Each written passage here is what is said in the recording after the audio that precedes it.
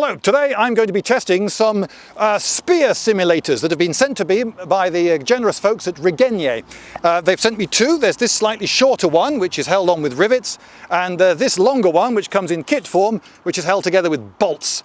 The idea is they're a bit like a fencing foil. They've got a blunt tip, and this bit bends, so instead of stabbing through someone, that happens, and you should stay safe. But do they work as spear as simulators? Well, we're about to find out. Putting the one with the bolts together is pretty simple. This goes over like that. The bolts go through these holes, and I've got a couple of bicycle spanners in readiness. And of course it's going to be a little bit awkward now. I'm trying to do this on camera, and in one swift movement that goes through, and in one similarly, there we go, got one through, and oh yeah, that was quite easy. And then we stick the other one on and then we're ready. There you go, it was pretty easy actually. I got it together in the space of what, 2 minutes? If that. We were talking about the old times while we were at it, so yeah, it's easy. So now we see the spears put to the test. On the right is Zach with the red knees, but otherwise all in black, and otherwise all in black as well. On the left is Jake. Oh, what is it with him with people in black? He's also got a little skirt thing on his armour, so that'll help with identification. Zach at the moment is using the longer spear. And already it's sounding more like a sword fight, isn't it? It's ting ting ting of metal on metal instead of the clack clack clack of wood on wood. Oh, Zach is now holding his spear back. Oh, did he get clipped on the head? I think he might have done, but he's going ahead and lands a blow there. And it seems that Jake didn't collapse in agony, so perhaps it's all right to be skewered with one of these.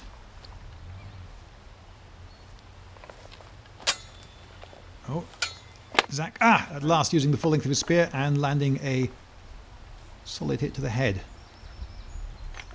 Trying a different grip. Don't think he'll get on quite so well with that, but we'll see. No, he got hit. Changes his grip again, this time looking a bit more quarterstaffy. What's he planning? Can you tell? It's written all over him. Yes! He brings it across him and in, and stabby stab, and he gets a hit. It was a scorching hot day. Jake has changed grip yet again. He's still also not using the full length of his spear, and Zach has changed his grip to match. I would say it's better normally to have your dominant hand in front, but it's also pretty handy to be able to fight both ways round. Okay, so it looks to me as though Zach's got something. Oh, he caught him! Caught him as he was changing grip, and he's in, and it's stabby stab, stabby stab. So, Zach, Jake, what do you think? First impressions? I actually quite like them. I was a bit worried with spears that it can get quite dangerous and quite hard hitting very quickly, but I think they're having very long, very thin heads. They're quite flexible. I didn't feel bad with that sort. Do you feel like your hits were bad, or they felt fine? No, even though I've never used one before, it felt rather natural. Obviously a lot heavier than using a longsword, as you'll know yourself. But no, I like them overall. It's very versatile. I have done stuff with He-Man spears before, and they were constantly hammering home just how much caution you need to put in. But they were using smaller rubber heads that probably actually hit a bit harder than these. Is either of you in agony? No, not at all. Right, and do you think you hit each other hard enough to register a clear hit? I think, yeah. We got some good ones each there, I think. I think I was quite cautious at the beginning and before we started, and then once we actually go, no, actually it's a bit safer to go a bit faster than I was expecting, which was good. Two new foes square off now. It's Zach again on the right with the red dots on his knees, but on the left we have Hans, also known as shoulders for obvious reasons. And it's getting very, very messy here. Oh, punchy punch to the face. Bit hard with the punches there. What? Bit hard with the punches there. Sorry. Remember, you've got metal gloves. Okay, so gauntlets are tougher than ordinary gloves, we've learned. Okay, well, Shoulders is using the full length of his spear at least. Oh, and Zach very gently brings his spear over like a quarterstaff and bops him on the head. Oh, nearly got him there. And Zach again is in. I would say it's noticeable that Zach's movements are smaller and more efficient, and Hans's are considerably wilder. Oh, but he got a hit in there.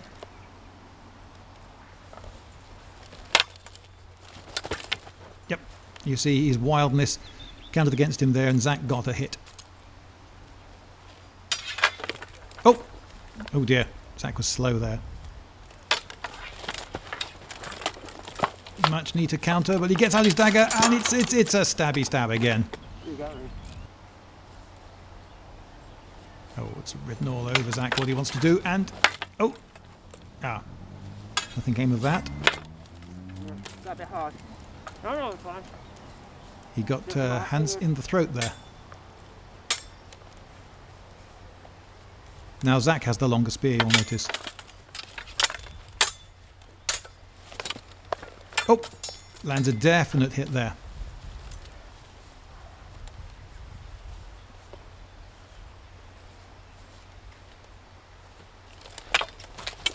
Oh, come on, Hans. It was written all over him what he was going to do. Oh, but he acknowledges it was a double.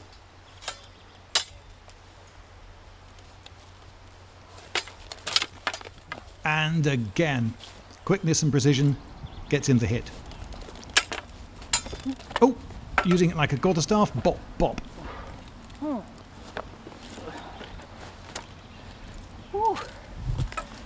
Okay, Hans, what do you reckon?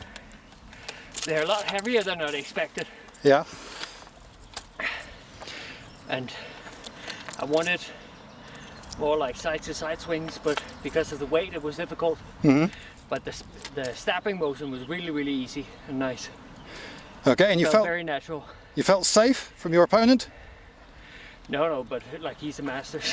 No. I mean, when you were stabbed, you didn't feel you were in yes. actual, genuine danger. No. The punches, because he's wearing metal gauntlets, hit harder than any of the spear thrusts. They hit a lot harder actually. Okay. And at the end there, I got nicked in the below my ribs with the wooden haft, and that one actually was quite painful. The metal tips actually, that was the nicest part. The thing that hurt the most was not the metal, it was the wood. So in terms of safety, I think they're really, really good like this. I like having the bigger one, I feel safer. It's a lot nicer than having the shorter one and knowing that your reach is a lot less. My reach is here quite comfortably. Yeah, you can go stab me further. there, I can't reach you. So, in order to get extra reach, do you think you could actually go to one hand for a long-range stab and not hurt the other guy? I believe so. Oh, maybe not. Sorry. Okay, now we have sword and shield against spear. And the chap on the left with the shield is someone who's done quite a bit of sword and shield fighting. You notice he leads with the sword, then covers himself with the shield, follows his opponent's spear with the shield, keeps it away from him, and then goes in with the sword. Yep, in and won the day there. Let's see if he can do it again. Leads with the sword, then blocks with the shield, bop. Simple. That's hard. Yep. Same again. Sword, shield. Oh, did he get hit that time on the way in? There was a moment there when you could have had him as he was coming in. No, I think you won this one. Oh, seems so.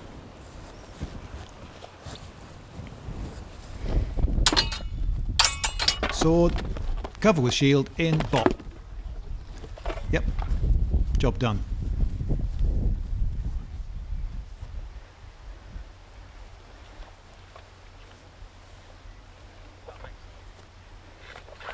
Jake is allowing the swordsman to just pick his moment to go in. He's making it actually quite easy for the swordsman.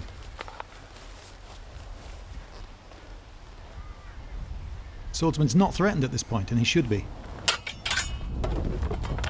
In, kill again. Sticking in the floor.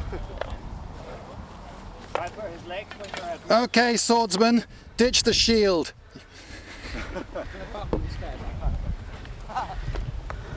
Nah. Okay, now that changes the equation quite a lot.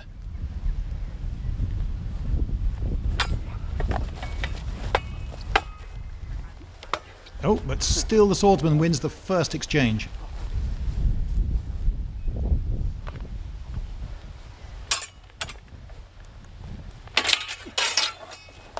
A bit more aggression from the spearman there, but Okay, Spearman, you're going to have to, if you wait for him to take the initiative, he's probably going to win. Right. So be constantly threatening him. Thrust at him. High, low, high, low, high, low. Create problems for him. That's more like it. There we go. Take the initiative. Hey! I think that was a hit, wasn't I it? got your neck. Oh, Greg, Once more. once more. Make it epic. Or quick. You good? Oh, my hair. Shield and sword, easy. Sword only, no way. So the shield makes a massive improvement and beneficial impact. So when he was coming at you, did you ever feel in genuine danger from that spearhead? No. The spearhead seems very safe, so I didn't feel in danger. If it was a real one, I would be in danger, but this one is fine. Right, and now a very different style of fighting with sword and shield. You see, he's leading with the shield and then swatting wildly with the sword. To be fair, I don't know if this man has ever used sword and shield before. Yeah, I got some of that on camera, I think. That was interesting. Yeah, I'm trying to shoot a fight scene, not a chase scene, so... and fight! Again, he could easily have been caught when he went so low with his shield there and exposed himself.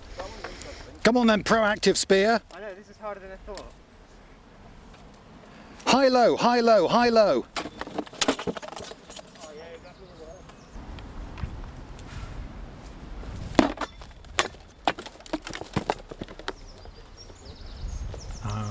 Not sure who won there.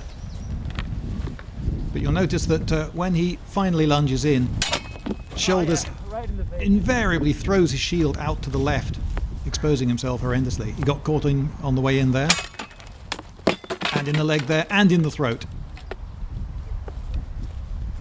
Okay, come on, Hans. Keep your shield in front of you and lead with the sword. Nope, he led with the shield again. Big wild swings, opens himself up, stab.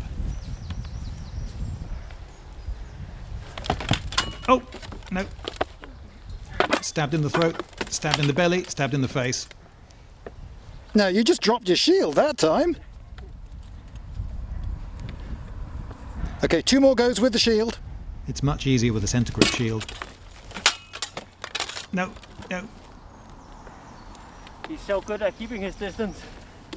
Yeah, come on, keep your shield in front of you. Just keep your shield in front of you. Just cover this. No, don't open yourself up like that. You got me. I was hoping to try out one of these spears. This is a blunt reenactment spear. This is the sort of thing that the spear that Regenier has developed is designed to replace for use in HEMA. And I think it's telling that we couldn't really try this out in a direct comparison, one of these versus one of the Regenier spear feathers, if you want to call them, because no one felt safe fighting against this. Now I can say that I fought with spears like this for at least 4 years with the Reenactment Society, and I never hurt anyone, and I remember I got speared in the throat once and it hurt a little bit, but that was fine. You know, it can be done safely, but it requires a certain amount of technique and control, and certainly we didn't in our Reenactment Society let people loose with these until we were very happy that they were safe with other weapons first. These can be used safely, I would say, but certainly amongst HEMA people, they don't feel safe using these. This old footage now seems relevant. So, what is this mysterious object? Well, no, it's not a theatrical prop. This, in fact, is a piece of drill equipment. So, you've got a load of soldiers and you need them to be able to bayonet the enemy well, but you want them to be able to do something a bit more than just stick it in, because yes, you can train them so far with bayoneting sandbags and sacks stuffed with straw, but where's the fun in that? The trouble with those things is they don't parry and they don't riposte, they don't dodge, they don't do any of that sort of stuff. So, if you want to train against an actual opponent, how do you stick it in him without actually, well, you know, killing him and stuff? Well, what you do is you have a big blunt button on the end, and this bit, which simulates the bayonet, is sprung loaded and it goes back into the barrel. And I can tell you now, this thing is flipping heavy. Apparently this particular one was based on a Martini Henry, and we believe this was issued in 1915 for First World War soldiers to learn how to bayonet drill. So now, if you're shooting a rifle, naturally, if you're right-handed, you bring it up on the right side like that, but this isn't necessarily the best way to bayonet. If you've got the time, flipping around to the other side. And this can come also from marching. You can drop straight into that. And one thing that some people have taught is to flip this over, and that does actually, I think, make it a little bit more wieldy in the hand to do that. So now with it on my left side, I'm using it more like a two-handed spear. If, for instance, an opponent might actually do something like, come at me like that, I can set him aside, and then I can go, stitch that, you fiend! Yeah! And well, there you go. It's a bayonet drill, sprung-loaded barrel of fun. And now we see spear against longsword. Ooh! Too hard, Harry. Bit hard, apparently. Harry, you can see, is definitely not using the full length of his spear. In fact, he's holding it so close to the front that I think the blade of the longsword is actually longer than what he's got to work with, and his front hand is definitely in danger.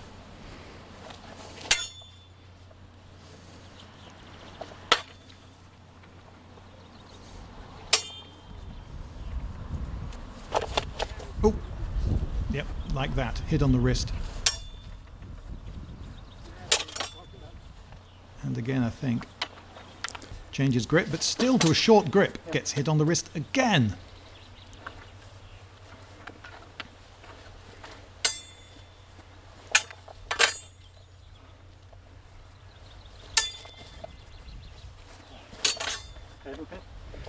Okay, Spearman, you're only using half your spear range. Spears are horrible.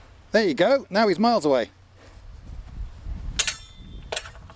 There's a lot less control of the weapon now, though. Yeah, but you can shorten the spear really quickly.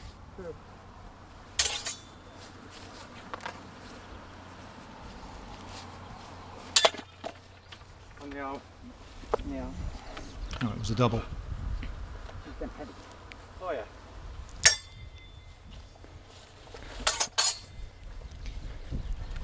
Against a swinging weapon, you can see a lot more waggle in the spearhead. That was an accident. Oh.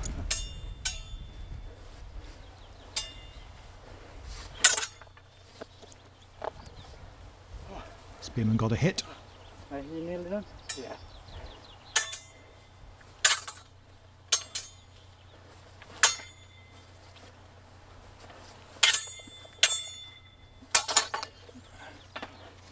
Oh, I think that's me done. Okay. Oh Jesus. It's heavy. So, how was that then, sir? Very tiring. Mysterious masked man, you. It was really impossible really to try and get an opening. I had to use all my energy to try and displace a spear before I could get something online.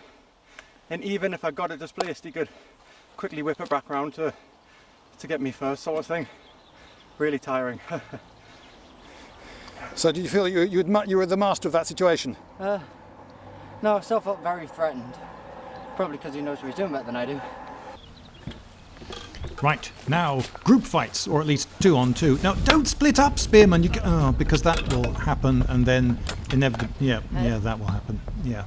Spearman, you've got to stay together. You've got a group fighting weapon, particularly when you're using it single-handed.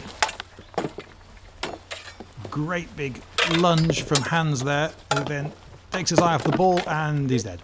I don't know if you got me or not. I'm dead. Third bout. Okay, will they stay together this time? And no, don't turn your back.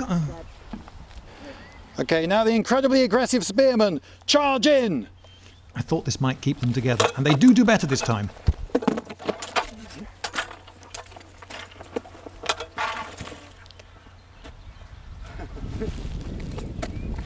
And lose. And someone actually managed to get me in there, clip the microphone. That'll. I got a bit close there. You okay?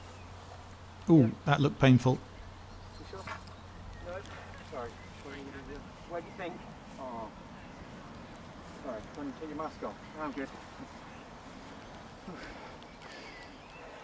So you could be hit even there and carry on. See if I have kids or not in 10 years, then you'll know. Sorry. That's right. Now Dave here has fought in groups before, and so he's giving the Spearman a bit of advice on how to cooperate and gain victory that way. Let's see how well his advice works. Okay, well, the spearmen are reasonably coordinated. Will one go for that? Yeah, I missed an opportunity to get there. And again, if he'd lunged. Oh. Well, it was 2-1. They were really good at splitting us up. Mm-hmm. When they ran in, they kind of wedged between us and did like I'm guessing divide and conquer to begin with, and then took us down easily. But when we stuck together, we got the advantage. How did you feel about using that spear one-handed? Didn't work at all. When I had it two-handed, I had much more control. You gamble everything on one strike when you have a heavy spear and a shield. Do you think it's too heavy for one-handed? Would you be happy with it lighter? Yes. For shield fighting, for like two hands on spear, I like the weight, but for one hand it's too heavy. Okay, thank you. And do you concur? I agree, yeah. The shield and spear is too heavy together, it's hard to manoeuvre. You took a nasty hit, but you carried on. Yeah. So do you think that these spears are, though of course there's always some danger in HEMA, do you think these are no more dangerous than other HEMA weapons? I've taken nasty hits with longswords, and they can hit hard. And with the spears specifically, I think you've got to watch out for the Q. The Qs hit hard, or with the halves. Anything to add, sir? Yeah, when they had the shields, it was so much easier. Like there'd be times you'd bait like a thrust from them, and then it would drop because they're using it one-handed, and then you could go in and grab it and then whack them on the head. I managed to do that like on every turn, and especially if they got distracted by my teammate, they pretty much turned to me, so I could literally just run at them and bop them on the head, and that was it. Yeah. But when they had no shield, it was a lot harder because as well they could just, if they're focusing the man in front, they can quite easily just do a diagonal and get you, and that's what caught me out in the chest in the last round. So yeah, overall, I would prefer them with shields rather than without. All right, so they'll be carrying shields for your benefit. Yeah. I suppose if you put a lighter spear shaft on them, maybe it would be a completely different story, because you can be more nimble with it and go for loads of quick little jabs. Yeah, I think I'd prefer to have a lighter spear and a shield than a sword, but I wouldn't prefer to have a heavy spear and a shield.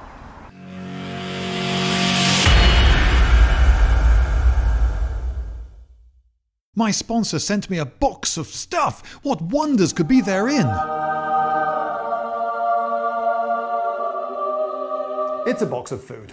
Right, so what do they send you? Well, you get packets like this with a little number on. You see there's number 24, which I think you'll agree is a very fine number, lots of sub-multiples. There's meal number 31 and there's number 5. And you get the instructions on how to cook the various things. And you get this big insulated bag, which has got ice in it and all the perishable ingredients. You see the meat and the mayonnaise and those sort of things that might go off on your doorstep. All right, let's get cooking. I'm going to cook herby chicken that will look exactly like that. Now, some people may remember an earlier video of mine in which I said that I do not wash the outside of my saucepans, and I just want to show you that I've been sticking to my principles, and I still don't, because what is the point? Get out of the way! So you see, they haven't been wildly over-generous with potatoes. They've given you just the amount for the meal. This is cooking from scratch. They provide the ingredients, but you still have to do the prep. Was that 15 or 20 minutes? When did we start? Come on, what do you think I'm paying you for? You're supposed to know these things. 12 minutes ago. Right, the next is called Oh Crumbs. Meanwhile, roughly chop the parsley stalks and all. Now, if I have one criticism, it's that the instructions don't tell you why you're doing what you're doing when you're doing it, so you don't always plan ahead efficiently. But I'm going to guess from previous experience that it's worth keeping this separate. Roughly. That rough enough for you? Hello Fresh, is it? I think I'm possibly acting up a bit for the camera. Now, is this value for money? Well, if I calculated exactly how much I've paid for this tiny sachet of Provençal herbs, I might think, blinking flip, those are expensive herbs. But on the other hand, I only need this much. And if the alternative is going into a supermarket and buying a big pot of Provençal herbs, which I use a tiny amount of, not really knowing how much to use either, just about that much, and then I stick it on the shelf, it takes up room and then goes a sort of funny colour over the next few months, and then I give it a sniff and then throw it away, creating more waste, well, actually, maybe I've saved myself money. Breadcrumbs. Using the back of a spoon? Oh, I see now, yes, nothing else would have worked.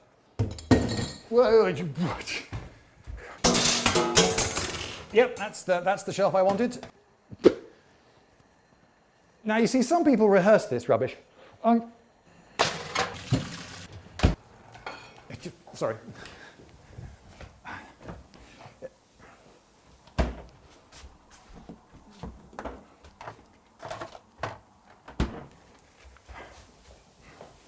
Who designed this kitchen? Oh.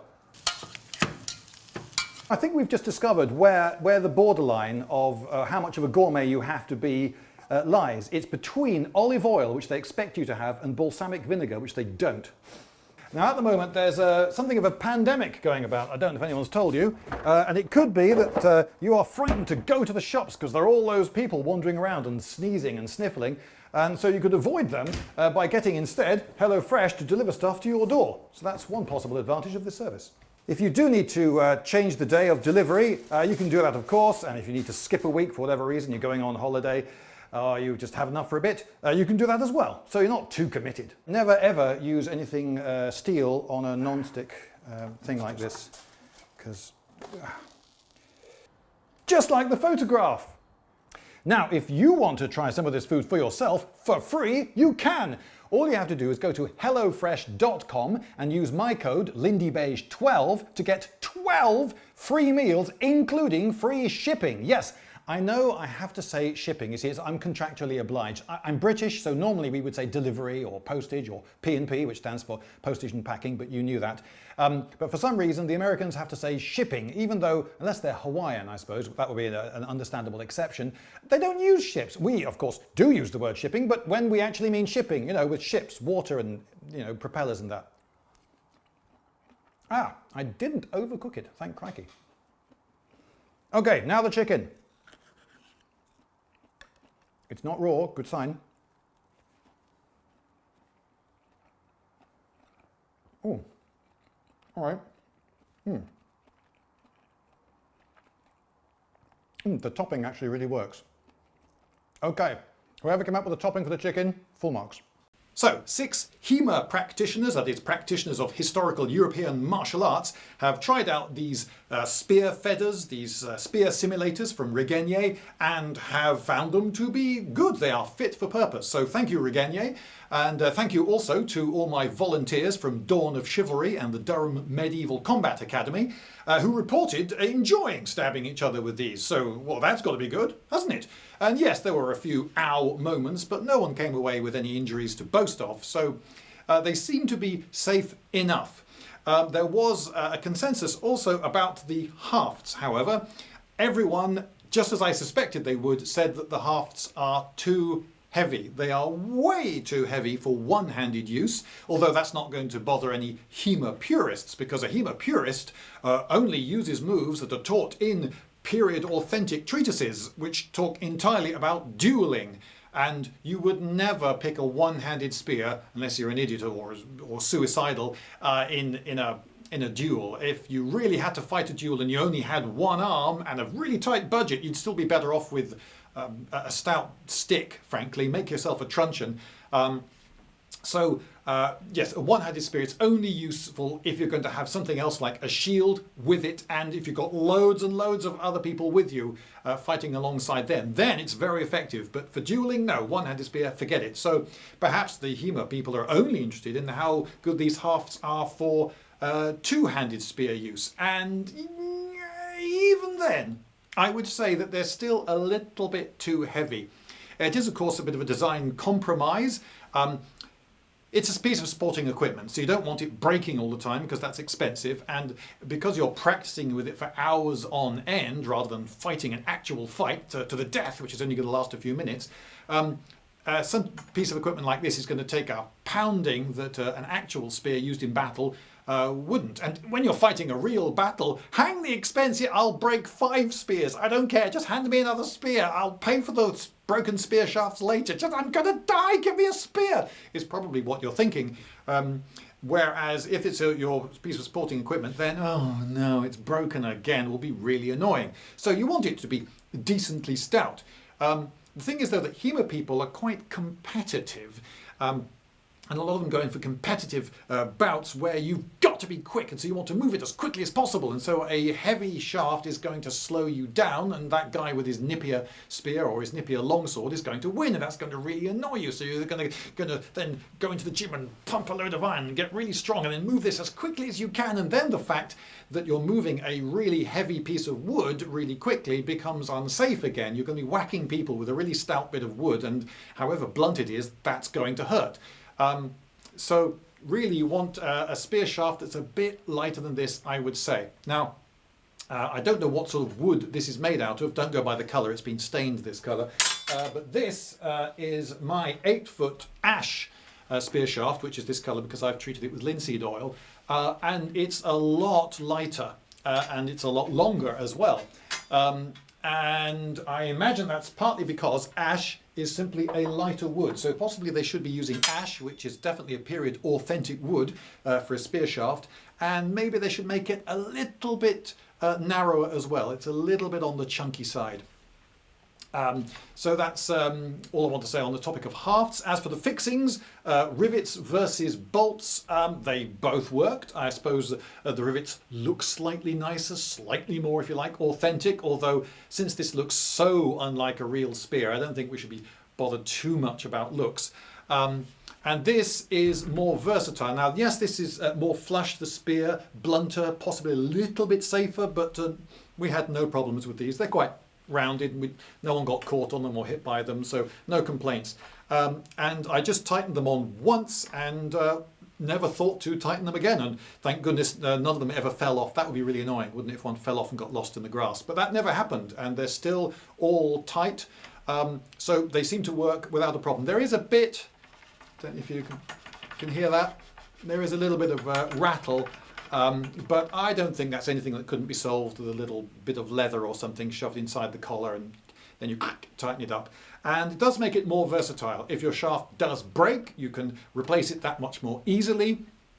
And this is the expensive bit, okay? This metal bit at the top is the bit you're going to be paying a lot of money for. So you might buy one spear head and then have perhaps 3 spear shafts. You might have an 8-foot one, you might have a 6-foot one, you might have a heavier one, a lighter one. And then you can try out different styles, and you could use it perhaps sometimes more like a quarterstaff. But again, quarterstaff, you're going to be taking more of a pounding, so you want it fairly hefty, but you're also going to be hitting people quite hard with the butt end, so you don't want it too hefty for safety reasons. So it's all a compromise. Another advantage, of course, of having the bolt design is that if you have to transport this, say in the back of your car, you can very quickly make the spear 2 foot shorter, which would be pretty handy. So I think I favour the bolts, but rivets are fine. Now, one aspect that we're missing here of the shape of the blade is that it doesn't have the spearhead shape, it doesn't have the bulgy bit before the end. Now that's not completely insignificant. If we look at a real spearhead here, this isn't a brilliantly good example, but it'll have to do. You can see it's much wider here than it is at the tip, and there is a part of the spear which goes from very narrow to the widest point just there. So it's got a little bit of a sort of a hook on it, which is not insignificant, and these point outwards just very, very slightly. So when you hit an opponent's weapon or the edge of a shield, for instance, it does knock it aside just very slightly, and you might say, oh, that's going to be a really slight effect. But it only has to be a very slight effect because it only has to knock it aside enough for the following thrusting spear to get through.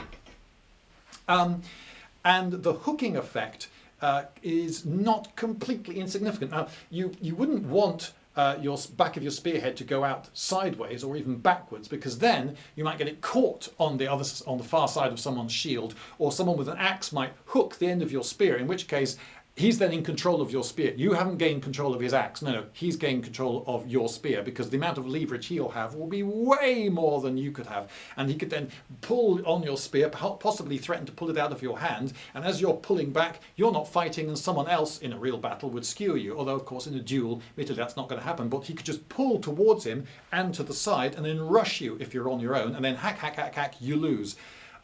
So a little bit of hooking ability so that you can just, as you bring your spear back, just move the opponent's shield to the side or weapon to the side very slightly is quite handy, but you don't want to risk getting hooked. So the back end of a spearhead tends to be, they're usually a bit more useful for hooking than this one, but it tends to be this moderate amount of hooking, which is not totally insignificant. Another reason, of course, you want this shape of spearhead is that you don't actually want to stab someone very, very deeply. If you can sink a spear that deep into someone, you've put him out of the fight, and you'll be able to get your spear out more easily. But that, of course, is not a consideration in HEMA. We're just trying to register a hit on the opponent, and we're not actually stabbing into them at all. However, we don't have any hooking ability or deflective ability with the shape of this. It's just straight-sided, and so we're losing a little bit there, a little bit of speariness. Now, if I bend this from the end here, you can see it bends pretty evenly there. It's part of the arc of a circle, roughly speaking. I don't know how clear that is. I hope it's reasonably clear. Whereas, if I get an Olympic-style fencing foil, like this, you'll see that it's quite thick here at the hilt end, and then tapers until it's really thin, very thin indeed, at the pointy end. It's not very pointy, of course, for safety reasons. And an effect of this is that it does not bend as part of an arc of a circle. Instead, if I bend it in at 90 degrees, I hope that's clear, you can see that almost all the bending is happening in the last third of the blade. The first third of the blade is so stiff it hardly bends at all, then it's quite a subtle bend, and then there's a very, very definite bend at the end. And this is good for a number of reasons. One, it means you've got a bendier end, so this bends quite easily, and so it doesn't hurt when you push it against someone. Whereas a more even bend uses the strength of the whole blade more, and so you feel a bit more of a punch. So this is a gentler thing to have thrust into you, but also it means that this end of the blade is really stiff. And it's the first half of the blade that does most of the parrying. So when I parry your incoming blade, I want my pretend sword to behave like a real stiff sword. Ka-ting! And I'm in control of my blade so that when I counter thrust, it goes straight at you. Whereas if I have something that's equally bendy all the way along and someone hits it down here quite hard, it'll go doing, and so when I counter thrust against you, it goes off in some random direction that I'm not in control of. So there is a compromise here. You don't want it too doing, but you don't want it too stiff either. And having this taper, having it non-constant, the amount of bend, the amount of stiffness, is a very good way to maximize all the benefits of stiffness and the benefits of bendiness. Now, if someone is to hit me up at this end, if I, for instance, try to bend this last bit of the blade between thumb and forefinger, there's so little distance between thumb and forefinger here that it actually doesn't bend much. This little bit of the blade here behaves in quite a stiff manner. But if they hit me down here, then it still behaves in a fairly stiff manner because it's just so, well, thick and stiff back there. So this is a very good blending of design compromise that has been evolved over a very long time. Now, Regenier has made very clear to me that these are prototype spears. Okay, these are prototype spears. They sent them to me for evaluation. I've evaluated them, and I have found them to be pretty good. I mean, I'm happy with them, and I'm certainly going to keep them. I thought I would use my new measuring gadget to check the taper. So it's 0.082 inches at the tip of the spear there. That's 2.09 mm in French, if you're really interested. And at the base of the spear, it's going to be quite a bit thicker. Let's see. Can you stand the suspense? Don't know if I can. Apparently it works out at 47 point. It's 4.4 mm or 0.173 in actual distance. So the tip is 47% of the base. But here we have a fencing foil, just 1.4 mm or 0.055 at the tip. And at the base, it's 0.276 inches. So that makes the tip just 20% of the base, so the foil tapers a lot more. I thought I'd talk for a moment about the dangers of getting a weapon that's too wobbly, as one of these spears might become if you decided to make it super bendy for safety's sake. Well, if it's too wobbly, it can stop behaving much like a real weapon, and therefore if you're trying to teach yourself how to use a real weapon, by practicing with it, you're actually teaching yourself the wrong skills. I do remember, for instance, when I was involved in a live action roleplay, a LARP, someone had made a sword out of plastic curtain rail, I think it was, and then covered in foam and gaffer tape. And she went around and had quite a bit of success with it. She would hold it out in front of her, just pointing straight at her opponent, who, seeing this, would think, ha! She knows nothing of how to use a sword. I will simply knock it aside. She has presented it to me in such a way that it's easy for me to knock aside. I shall step up to her and kill her dead. And they knocked it aside and it went doing like that. Just, it was so floppy, it just went plump. And then they would walk on to the end of her sword. And, oh, I suppose I ought to take that hit. Thump. So her sword was not actually behaving like a real sword because it was too floppy. And so techniques that should, if you like, have worked against it, failed. Similarly, in a reenactment society I was a member of, someone had made a very long and very bendy spear. It was the shaft was a little bit thin, and just the wood he'd used was really sort of springy, boingy wood.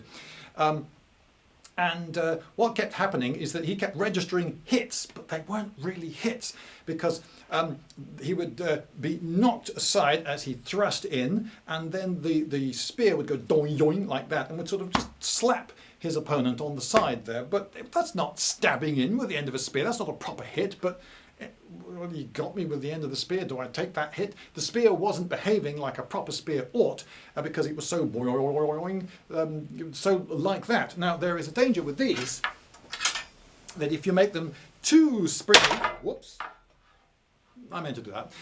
If you make them too springy, they will really stop behaving as spears. Now, when spears clash, they tend to clash around sort of here-ish, a little way, not up by the head, just a little bit. That's where you first make contact. Usually, when you're fighting against someone with a spear, it's normally somewhere around here-ish that the spears cross. And these don't behave exactly like a spear should, because this is springy metal against springy metal, whereas this would actually be wood against wood, and stiffer and rounding cross-section wood that just behaves a bit different. So when you try to bind and then slide and control your opponent's weapon, these are behaving a little bit differently already because of this springy metal against springy metal problem. But on the other hand, you need this length, this 2 foot of metal for this effect to work. So again, it's a design compromise.